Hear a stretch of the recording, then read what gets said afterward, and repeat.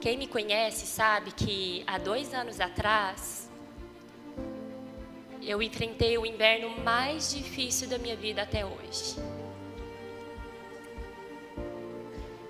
Um dia antes de tudo começar, na minha leitura bíblica, Deus me deu um versículo.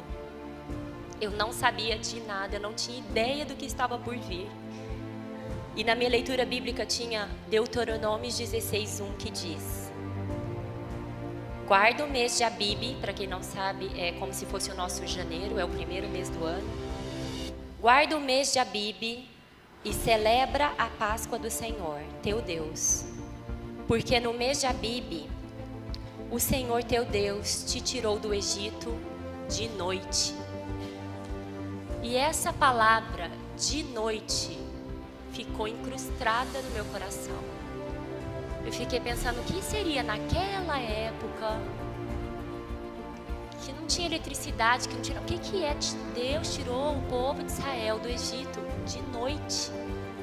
Não foi de dia, não foi quando tudo estava bem. Foi depois, inclusive foi depois da Páscoa, que teve toda a questão dos primogênitos, a separação entre o povo de Israel e os egípcios. Foi tenebrosa aquela noite, assustadora. E Deus diz, né? Sai. E foi durante a noite. E aquilo me guardou, e aquilo me impactou. E pensei, não importa quão escuro esteja o meu dia, Deus me tirou do Egito, do meu Egito. E aquilo ficou no meu coração. No dia seguinte, de manhã eu levei meu filho na escola e eu percebi que já há alguns dias a minha filha Esther não estava bem, muito animadinha. E eu liguei para a pediatra. E ela pediu para eu ir no consultório. E ela fez um encaixe. Quando ela escutou o pulmãozinho da Esther, ela falou assim: eu não estou escutando nada. Na minha santa ignorância, eu achei que o nada era que ela não tinha nada. Eu jamais imaginei o que estava por vir.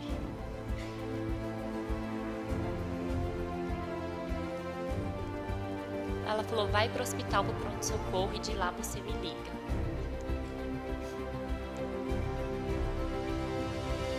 Deixei as coisas organizadas em casa rapidamente. Fui para o hospital.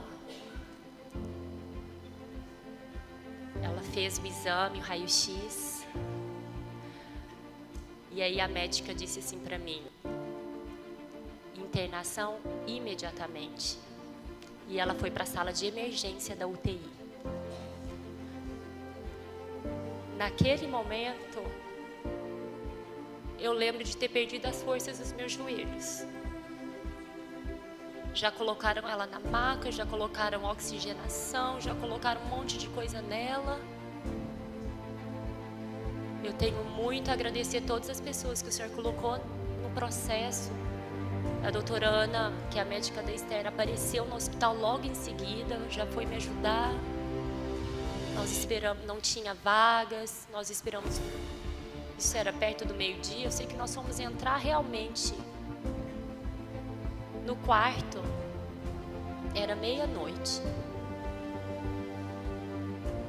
E eu não posso reclamar, irmãs, só tinha vaga para minha filha naquele dia, porque era a inauguração da ala pediátrica nova do hospital. Minha filha foi a primeira paciente daquele quarto. Tem carinho maior de Deus, mesmo no inverno?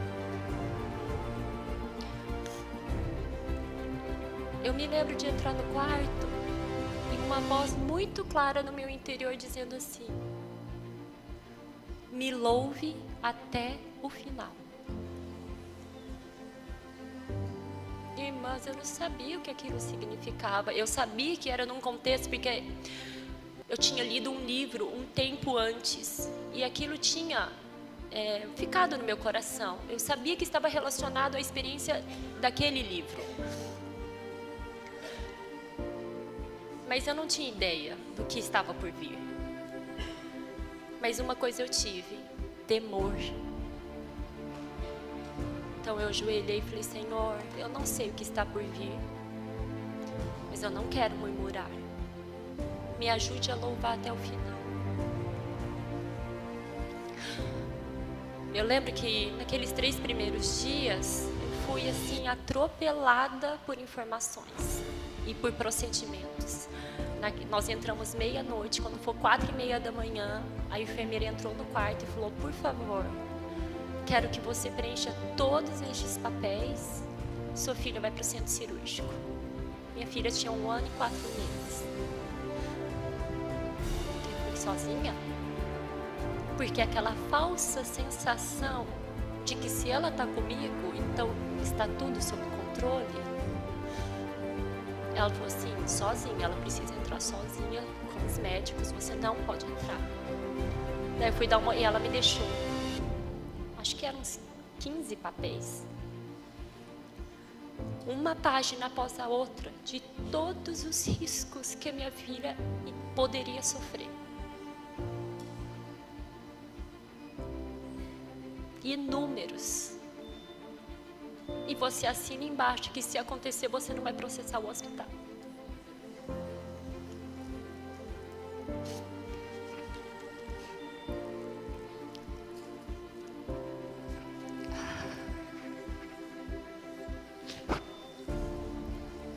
A sensação de impotência era tão grande. Mas o que eu poderia fazer? Assinei um por um. Preenchi. Ajoelhei e fui orar: Senhor, eu não posso entrar naquele centro cirúrgico, mas o Senhor pode. Protege a Esther, cuida dela. Logo eles a levaram. Eu me lembro de ter ficado sem forças, ter me ajoelhado. Eu levei ela até a porta do centro cirúrgico. Voltei para o quarto.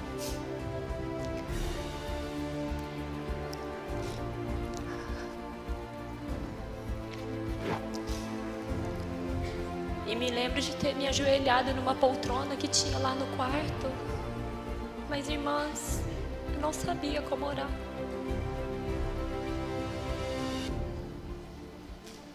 Às vezes, a situação é tão assim, que a gente não tem palavras. A gente quer entregar para Deus, mas a gente não sabe nem como começar a orar. A dor é tão grande. Daí eu me lembrei de uma história que eu li muitos e muitos anos atrás. Eu ainda provavelmente estava na universidade. E essa história dizia assim, vou tentar falar.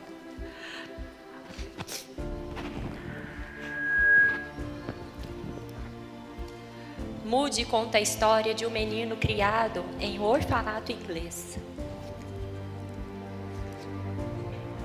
Aquele menino nunca aprendera a ler ou escrever, e tudo o que sabia era o alfabeto. Um dia, o pregador itinerante visitou as crianças e disse que se estivessem com problemas, deveriam orar a Deus e Deus as atenderia. Este menino cresceu e um dia encontrou um emprego de pastor de ovelhas. Mas, por mais que tentasse, ele não conseguia mantê-las juntas. Lembrando-se das palavras do pregador, ele decidiu orar e pedir a Deus para ajudá-lo a controlar as ovelhas.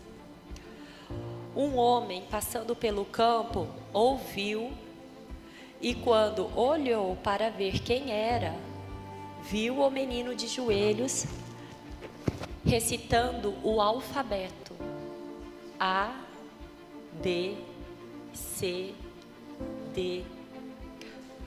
Perguntou-lhe o que estava fazendo e o menino disse que estava orando. E o homem logo reagiu: isto não é orar. Isso que você está fazendo é recitar o alfabeto. O menino respondeu: eu não sei orar, mas acredito que se der a Deus tudo o que eu sei, Deus poderia organizar as letras em uma oração e me dar o que eu preciso. Queridas irmãs, eu orei muitos ABCDs naquela sala, daquele quarto de hospital. Literalmente A, B, C até o Z e voltava para o A. E eu acreditava que o Senhor, com seus gemidos inexprimíveis, poderiam completar as minhas orações.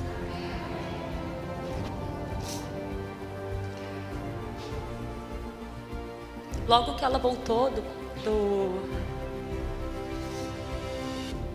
do centro cirúrgico, aqui do lado direito do pulmão dela, tinha um cano saindo dela, que era o dreno.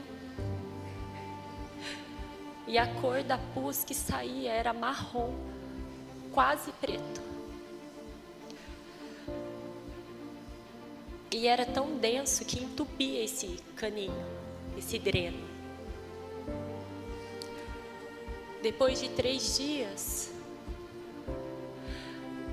nem 3 dias, talvez 2 dias, no segundo dia ela teve que entrar no centro cirúrgico de novo, porque viram que o dreno não estava fazendo efeito. E teve que colocar de novo. E o cano que colocaram era um cano cerca de 1 centímetro de diâmetro no pulmãozinho dela, para que pudesse sair tudo que estava fazendo mal. O inverno é assim, sabe, gente? Dói, tem que ter cirurgia às vezes, mas Deus tem que tirar tudo que está nos matando.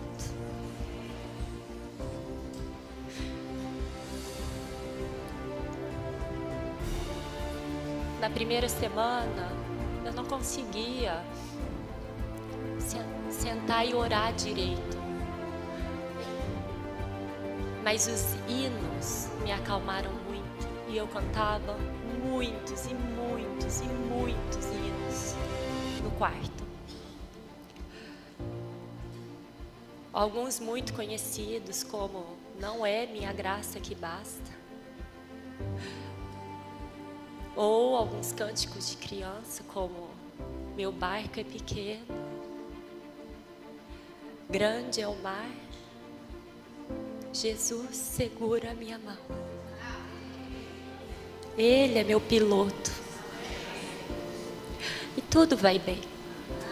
Até a chegada. Cantei muitas e muitas vezes. Mas uma coisa era certa naquela primeira semana. Apesar de eu não ter murmurado que isso foi a graça de Deus que me conduziu, eu fiz muitas perguntas para Deus.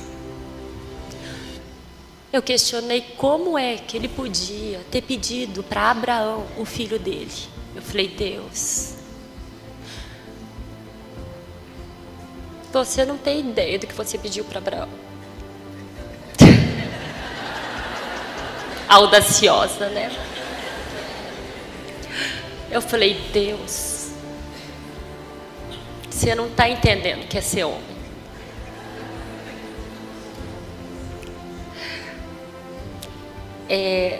Acho que você perdeu o controle das coisas.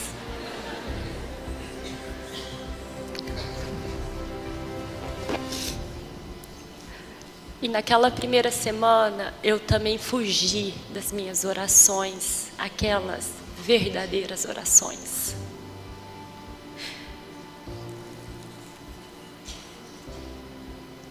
Porque afinal de contas, eu consagrei minha filha antes de engravidar, eu consagrei ela durante toda a minha gravidez, eu consagrei a minha filha no dia que ela nasceu, todos os dias depois, quando ela estava com saúde. Mas no dia que as coisas mudaram, eu falei, Deus, ela é sua, mas ela é minha. Desculpa, mas não vai dar para reconsagrar de volta. Porque eu tinha certeza que se as palavras, Senhor, ela é tua, saíssem da minha boca, eu tinha certeza que Deus levaria ela embora no minuto seguinte. E eu não estava preparada para isso.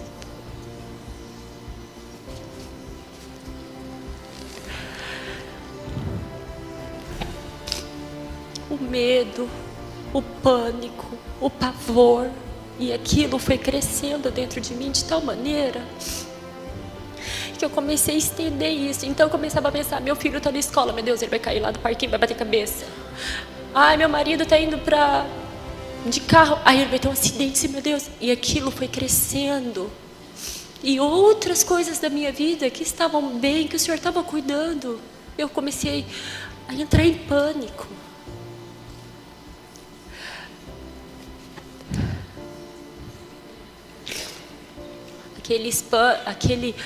Esses pensamentos vinham principalmente nas horas em que as coisas acalmavam no quarto, e normalmente de madrugada, que eram as poucas horas de calmaria do quarto. E eu me lembro também de ter falado, Senhor, eu não aceito ser vítima dos meus pensamentos. Então eu orava e lia aquele Salmo de 121 que diz assim: eleva os olhos para os montes, de onde virá o meu socorro? O meu socorro vem do Senhor que fez os céus e a terra. Ele não permitirá que os teus pés vacilem. Mas eu orava assim, Senhor, você não permitirá que os pés da Esther vacilem. Não dormita aquele que guarda a Esther. É certo que não dormita, nem dorme o guarda da Esther. O Senhor é quem guarda a Esther. E assim eu orava e lia. Aí terminava o da Esther, eu punha o nome do Gabriel. E terminava do Gabriel, punha o nome do Rafael. E isso acalmava meu coração. De novo, o que acalmava meu coração era a palavra de Deus. Eu sabia que Deus queria me purificar, mas eu não tinha ideia do que Ele queria me purificar naquele momento. E eu me lembro que meu avô dizia que nós, na vida, temos uma cota de lições. E assim como na escola, quando nós não passamos nas nossas provas, a prova vem de novo. Porque Deus quer alcançar algo em nós. Já percebeu, às vezes, quando as coisas se repetem, e aí vem de novo, passa uma fase de calmaria, aí vem a mesma pessoa, a mesma situação, e de novo, é porque nós não aprendemos. E Deus, infelizmente, precisa dar aquela prova de novo. E aí eu ajoelhei e falei, Senhor, eu aceito, se for disciplina, se for para crescimento, não sei para o que é. Para me purificar, eu aceito. Mas é o seguinte, eu vou ficar nesse quarto de hospital, ou nesse tempo aqui, quantos dias o Senhor quiser. Mas eu não aceito ficar aqui mais nenhum minuto, porque eu não me dobrei a você. Eu não aceito ficar nesse quarto nem mais um minuto, porque eu não me dispus a me dobrar ao Senhor. Mas me ajuda, porque eu não sei do que realmente o Senhor quer me purificar. Me ilumina, avance em mim. E foram muitos dias fugindo de Deus. Muitos dias. Mais ou menos lá no 10º dia de internação, eu recebi o mesmo hino de 4 irmãos diferentes. E eu só tinha tempo para ler mesmo as mensagens mais à noite. Daí o primeiro que tinha mandado o hino, depois eu escuto, vou ler todas as minhas mensagens. Daí mais um pouquinho, nossa, o mesmo hino, tá bom, daqui a pouco eu escuto, vou ler todas as mensagens. Bom, no quarto eu falei, não, tá bom Deus, eu vou escutar agora, vou ler as mensagens depois. Mas esse hino mudou muita coisa na minha vida e trouxe muita luz. Esse hino dizia que Deus é Deus. Se Ele faz, Ele é Deus. Se Ele não faz, Ele também é Deus. Se Ele cura, Ele é Deus. Mas se Ele não curar, Ele também é Deus. Ele é Deus em qualquer circunstância.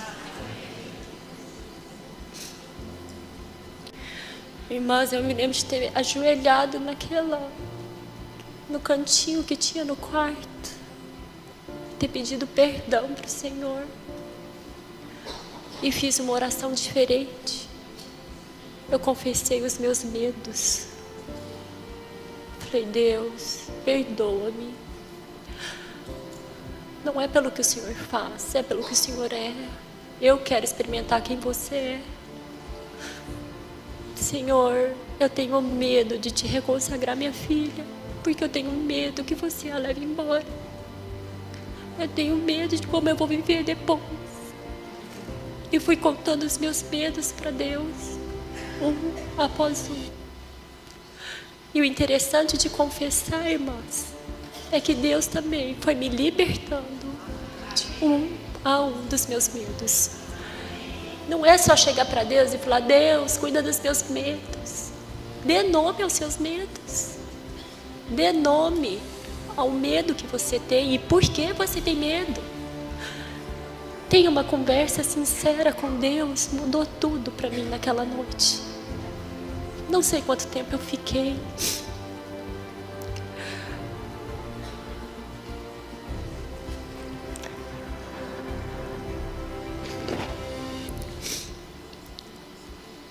E o Senhor me falou naquela noite que mesmo que eu fugisse dele, Ele é Deus e Ele faria o que Ele quisesse. Mas que eu tinha uma decisão nas minhas mãos. Se eu queria ou não ser transformada através do que Ele iria fazer. Porque eu não poderia mudar o que Ele queria. Mas eu podia mudar como eu sairia da situação. A nossa decisão não libera poder nenhum, mas a nossa decisão dá permissão para quem tem o poder fazer todas as coisas.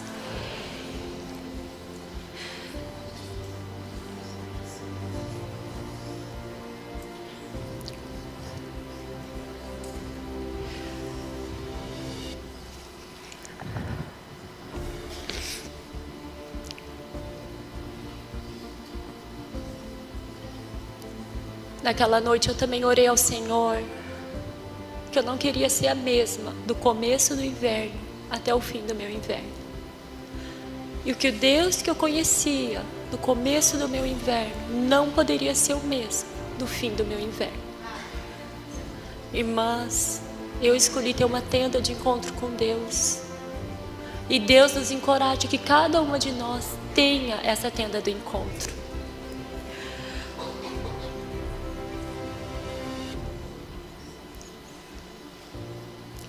Logo depois, alguns dias depois,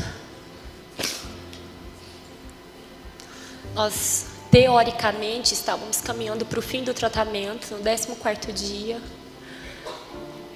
Que é assim, se você toma esse remédio por 15 dias e não tem febre, você caminha para a última semana do tratamento. No 14º dia, a doutora Ana passou pelo quarto, viu a Esther estava ótima. Nós estávamos felizes, comemorando que a gente ia entrar no estágio final. Ela saiu do quarto.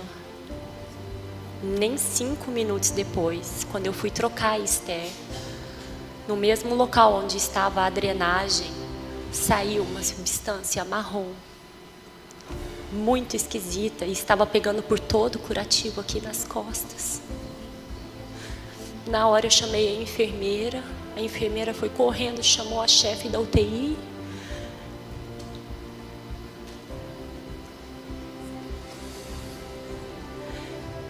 E naquela mesma noite a Esther teve que voltar para o centro cirúrgico. Ela teve febre. e tiveram que fazer um novo procedimento nela, e a febre zerou toda a contagem.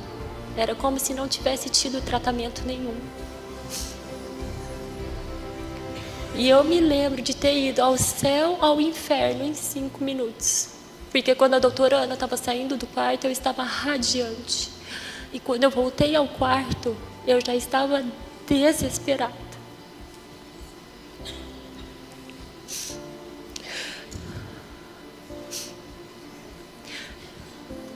Eu me lembro também de me ajoelhar e falar: Deus, eu me recuso a ser a folha seca dessa situação.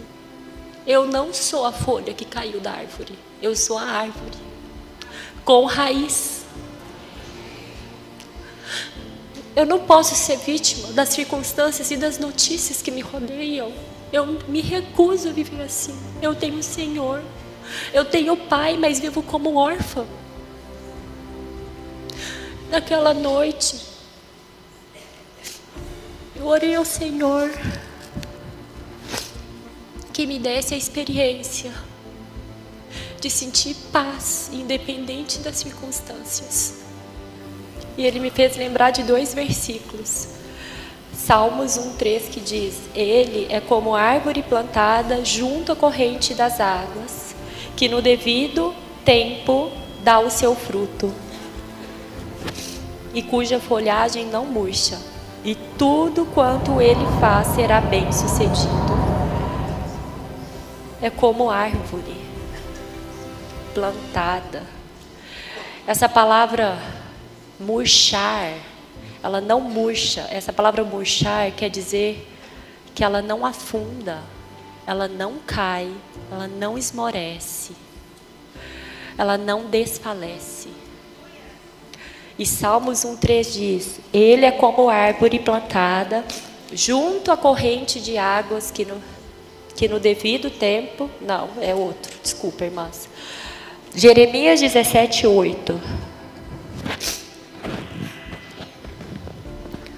Porque ele é como árvore plantada junto às águas, que estende as suas raízes para o ribeiro e não receia quando vem calor. Mas a sua folha fica verde, e no ano de sequidão não se perturba, nem deixa de dar fruto. Essa palavra estender, no original, quer dizer direcionar. As nossas raízes, quem comandamos somos nós. Para onde eu e você temos direcionado as nossas raízes? Diz que a palavra receia é que nem percebe. Imagina vir uma situação e você nem perceber, porque você está plantada. E diz que não se perturba, quer dizer, não teme, não fica ansioso, não se preocupa, não fica com medo. E aquela noite eu orei e li esse versículo: Senhor, eu quero ser como essa árvore plantada junto às águas, que direciona as minhas raízes para o ribeiro, que não percebe, que não considera quando vem o calor, mas a sua folha fica verde. No ano de sequidão não teme, não fica ansiosa, não fica preocupada, não está com medo, nem tem pavor, nem deixa de dar fruto. O poder do inverno é também reconhecer que o verdadeiro e a única fonte é estar junto às águas.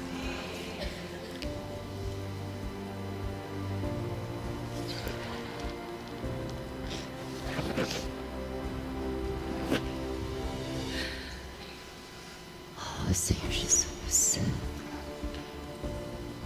Durante meu período no hospital, eu li alguns livros também. No meu pouco tempo de folga, quando a Esther dormia, à luz da lanterna, porque eu desligava a luz do quarto. E eu me lembro de ter lido um capítulo que falava sobre quebrantamento.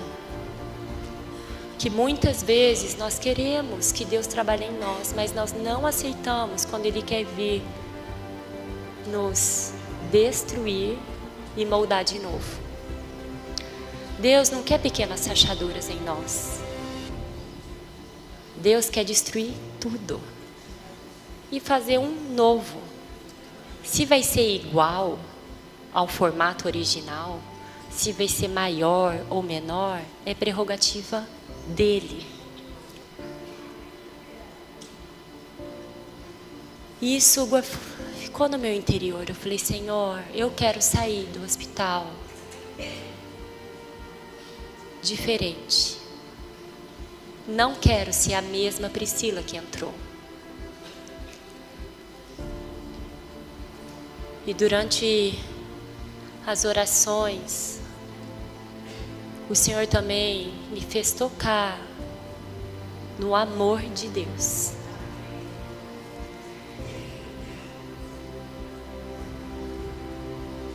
Deus sabia muito bem o que Ele estava pedindo para Abraão, não é verdade? E o pior, Ele deu seu único filho por mim e por você. E eu toquei no amor de Deus de um modo como eu nunca tinha tocado antes. Uma coisa é a gente saber e outra coisa é a gente tocar. Eu jamais daria minha filha. Jamais. Nenhum dos meus filhos. Mas Deus deu o seu filho por mim e por você. E nós ainda éramos inimigos de Deus. Deus é Deus.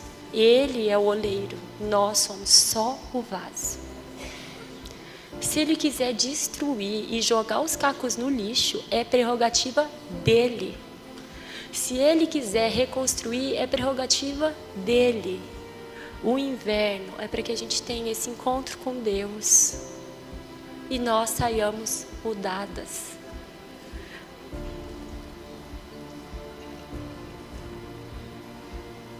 Eu conheci um Deus que jamais conheceria na primavera ou no verão. E Deus sabia a minha exata cota do que me faria perder todas as minhas forças. Os irmãos às vezes brincam que é para a gente abrir aquela salinha fechada. Mas eu falo na minha experiência que é descobrir salas que eu nem sabia que eu tinha. Pensamentos que eu jamais imaginei na minha vida que eu teria. Dúvidas do amor de Deus. Fui criada no lar cristão. Recebi o Senhor cedo. Sabia de muita coisa. Mas na hora da prova, eu duvidei de muita coisa. E a luz de Deus veio me iluminar. De que Ele era Senhor, mas na hora da prova, eu queria ser o Senhor. Que eu tinha um Deus, mas na hora da prova, eu queria ser Deus. Porque eu achava que Ele estava perdendo a mão das coisas. E às vezes, porque a gente não entende os porquês, a gente não deixa Deus trabalhar. E a gente não decide deixar Ele trabalhar.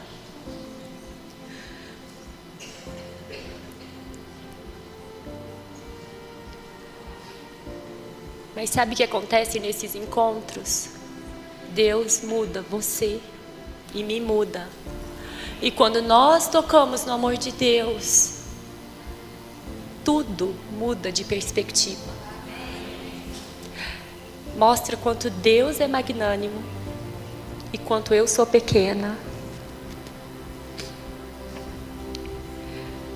E Ele te marca de tal modo que muda o seu modo de fazer as coisas, o seu modo de pensar, o seu modo de ver, como está em Êxodo 18, 8 e 9, que diz: naquele mesmo dia contarás a teu filho dizendo: é isto pelo que o Senhor me fez quando saí do Egito, e será como sinal na tua mão, por memorial entre teus olhos, para que a lei do Senhor esteja na tua boca, pois com mão forte o Senhor te tirou do Egito. É a tua mão que tem que ser marcada, é a minha mão que tem que ser marcada, é entre os teus olhos e entre os meus olhos, na tua boca e na minha boca. Deus muda o nosso modo de fazer, de pensar, e de falar. Deus muda a nossa constituição. E tudo fica tão pequeno. Não é que não dói, dói muito. Não é que você não tem direito a ficar triste ou ter medo, mas você escolhe que esses sentimentos não vão dominar a tua vida e o teu inverno.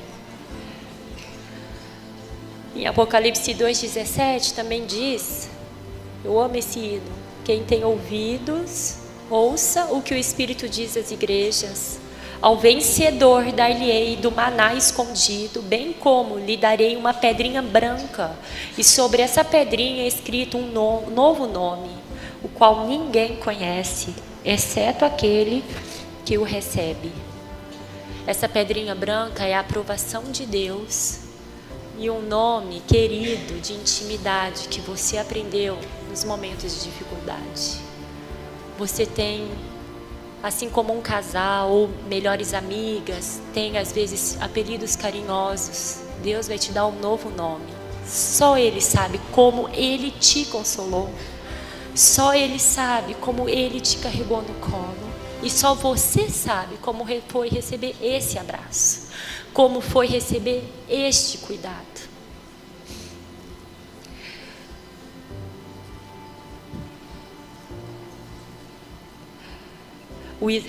E o interessante também do inverno é que ele expõe o que realmente foi validado em nós ou não.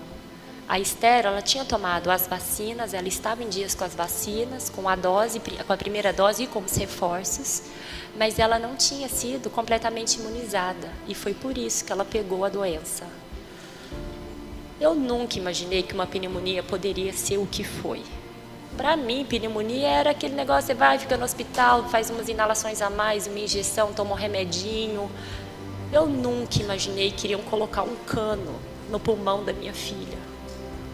Eu nunca imaginei que o catarro podia ter a cor de morte. Mas isso é porque nós não conhecemos todas as coisas, mas nós cremos e temos um Deus que conhece todas as coisas. No exame final, depois da alta, o Senhor, graças a Deus, antes até da alta, no penúltimo dia, uma nova doutora veio, ela seria a acompanhante da Esther, porque foram 9 meses do processo, mas nós tivemos alta do hospital e depois 8 meses de acompanhamento médico. Ela ficou em quarentena, tinha muitos exames que ainda precisavam fazer. No último exame dela, que seria o decisivo para saber se ela poderia ter alta médica ou não, eu levei ela para fazer um exame no laboratório e teria que tirar dela 22 frasquinhos de sangue. Mas era para o bem. Ela já tinha feito um exame anterior que tinha dado algumas alterações logo que saiu do hospital, que também tinha sido 20 e poucos frasquinhos. Mas esse último eu lembro que me marcou profundamente. Porque apesar de serem 22 frasquinhos, se nós cooperamos, quando a gente tem uma certa maturidade e a gente fica bem quietinha, leva uns 10 minutos, mas acaba.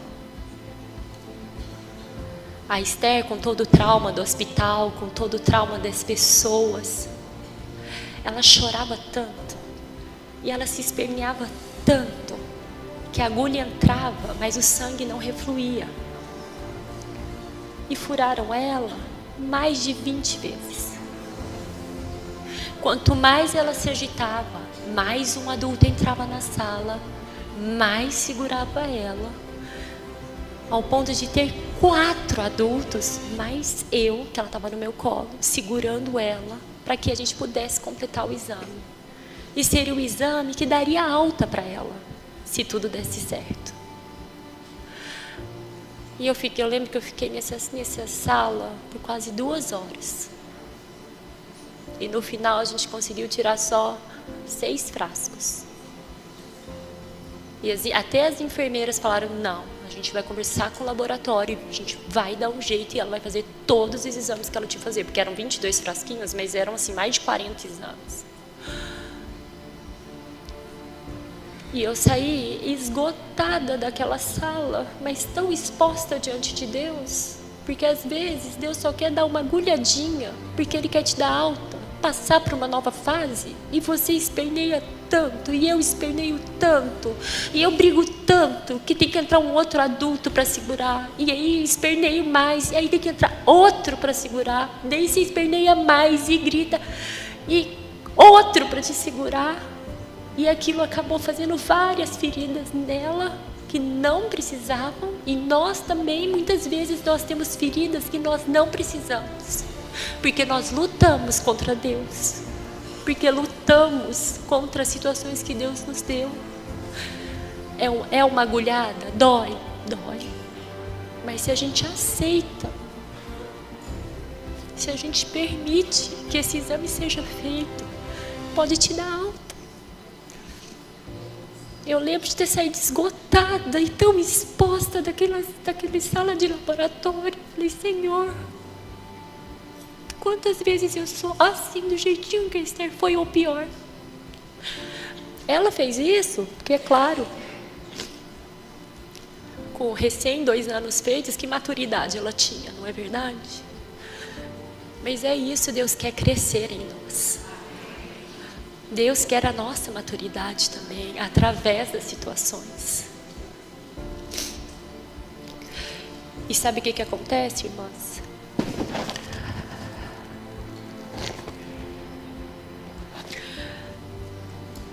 Quando nós escolhemos agarrar-se às promessas de Deus, muitas coisas podem ser mais fáceis, mais leves, talvez não menos doídas, mas com certeza saímos com menos hematomas. Recentemente li uma biografia que dizia que nós às vezes nos encontramos em 3 estágios. O de afundar, e que então a gente quer agarrar qualquer coisa só para a gente conseguir respirar. O de agarrar, não, primeiro é naufragar. O segundo, agarrar, porque aí você agarra, opa, estou respirando, mas eu também não consigo ajudar ninguém, porque eu preciso me manter viva. E a fase do libertar, que eu não estou mais agarrada naquele pedaço de tronco, eu estou sentada em cima do tronco. Deus quer alcançar essa libertação em nós, para que também possamos estender as nossas mãos e ajudar a outras. Enquanto nós estamos agarradas, tentando sobreviver, nós ainda estamos num processo individual. Todas nós temos essas fases. Viva cada uma delas, mas não pare até que Deus liberte. Não desista, só, ufa, passou meu dia, sobrevivi a esse dia. Mude ao ponto de, poxa vida, estou liberta dessa sensação, eu estou liberta desse sentimento, eu estou liberta dessa sensação de perseguição, eu estou liberta dessa sensação de que eu sou vítima. Irmãs, vamos experimentar a libertação do Senhor. Tudo é para o nosso amor. Ele fez a maior prova de amor que esse universo poderia ter, dando o Filho dele por nós. Que tal darmos também o mesmo passo? Senhor, me liberta. No meu inverno, me liberta.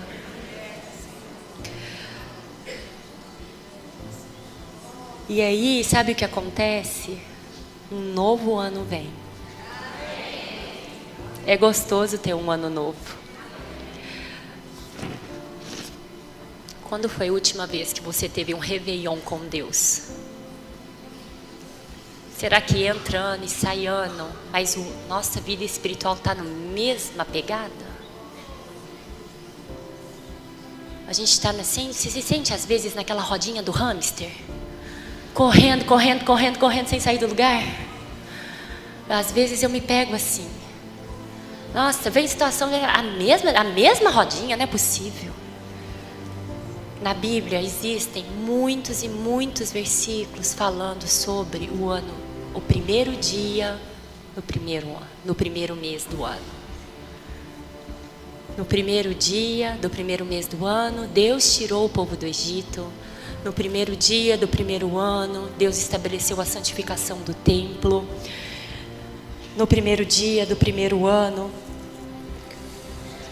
Deus mandou purificar e santificar o templo, levantar o tabernáculo, partir da Babilônia. São todos versículos baseados em primeiro dia do primeiro mês do ano.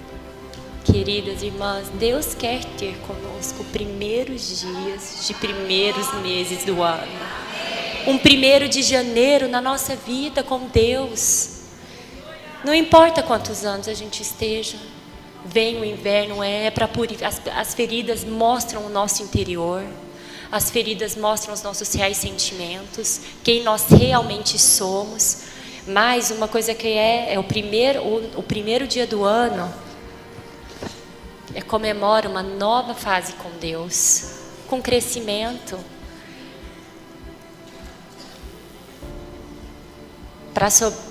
É claro que foi importante para mim todas as outras lições dos outros invernos. Nós não passamos só um inverno na vida. Claro que alguns são bem mais pesados do que outros, alguns são leves. Mas o importante é que a cada inverno a gente tenha um encontro com Deus. Há uma tenda do encontro em cada estação, inclusive no inverno. Novos ciclos virão, coisas boas, a primavera chega. E quero encerrar com 2 Coríntios 4:7, que diz: o poder, temos porém este tesouro em vasos de barro, para que a excelência do poder seja de Deus e não de nós. O inverno nos ensina quem é o vaso de barro e quem é Deus. E faz uma distinção muito, muito clara. E outros invernos virão para a gente nunca se esquecer de que eu sou apenas o vaso. A excelência do poder e do tesouro é dele. Assim, nunca nos orgulharemos das flores, dos frutos, do nosso verão, seja do que for, porque a gente vai sempre se lembrar quem é a nossa origem.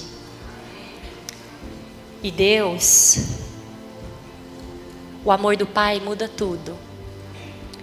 Se você permitir o trabalhar do Senhor, o Deus que você conhece hoje jamais será igual para você.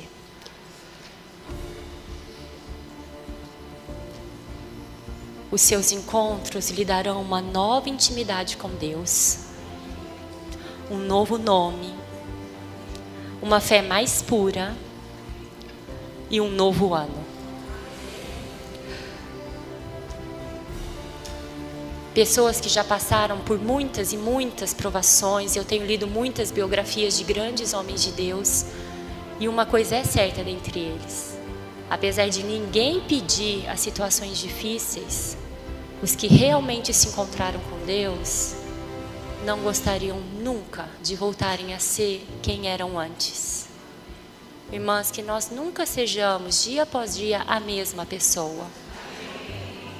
Dentro da sua experiência do seu inverno, ano após ano, tenha novas memórias e novas experiências com Deus, novos encontros, novos nomes que ninguém conhece. Somente Deus e você. Tenha novos encontros com Deus.